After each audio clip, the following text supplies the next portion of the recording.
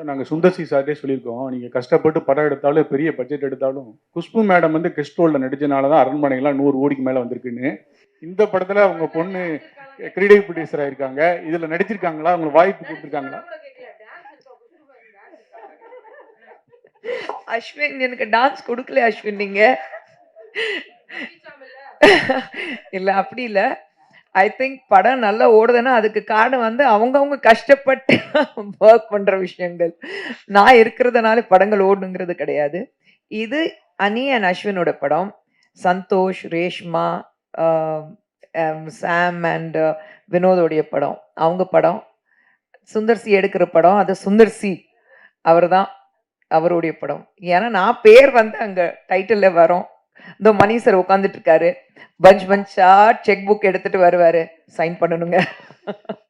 அந்த வேலை தான் எந்து. பட் மீதி எல்லாமே வந்து பசங்க பார்த்துக்கிறாங்க, சார் பார்த்துக்கிறாங்க.